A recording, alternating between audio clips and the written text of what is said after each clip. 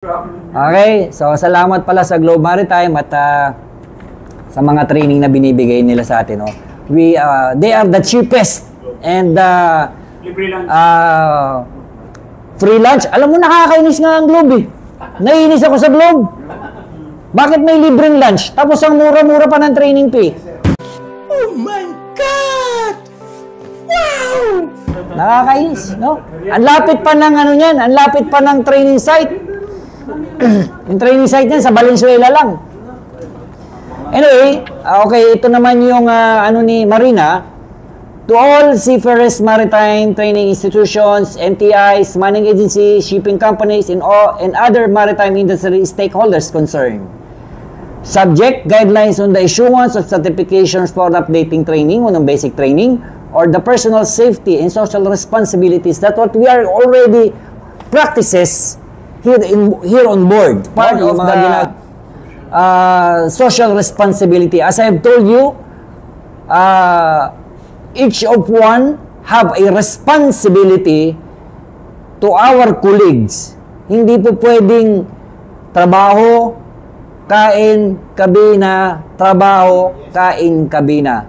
No, meron kang responsibilidad sa kapwa natin dito on board, no, to avoid yung mga tinatawag natin yung mga boredom, stress, depression, yung mga ganyan ano.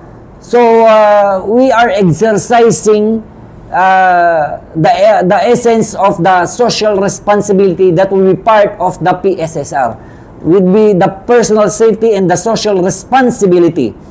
Number one, the seafarers who have completed the BT course but have not applied for the corresponding COP or the Certificate of Proficiency shall be required to undertake the updating training of the BT PSSR or the revised BT. Kaya, kumuha ng BT pero hindi pa nagpa-COP. He is required to undertake this training as applicable prior to the application for the certification.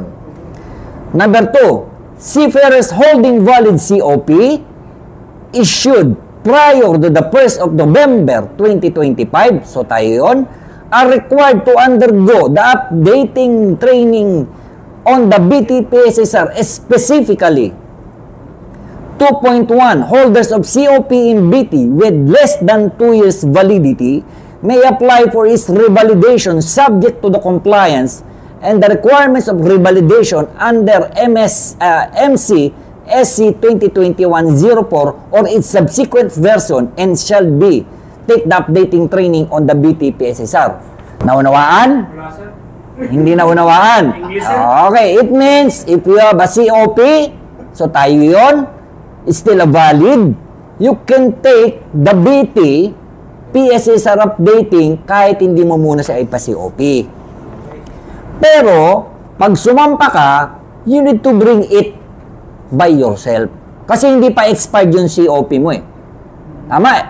For example, kakapa-COP mo lang last year. O kaya 2 years ago, validity 5 years. Para kung ayaw mo ng gastos, pwede mo namang hindi pa COP.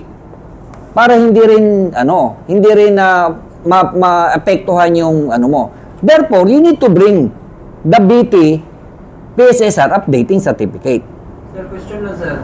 Bali, example sir, mag-refresher na sir kasi mag-renew na sir.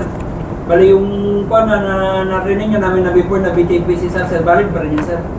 You have a very good question, but we don't have enough time.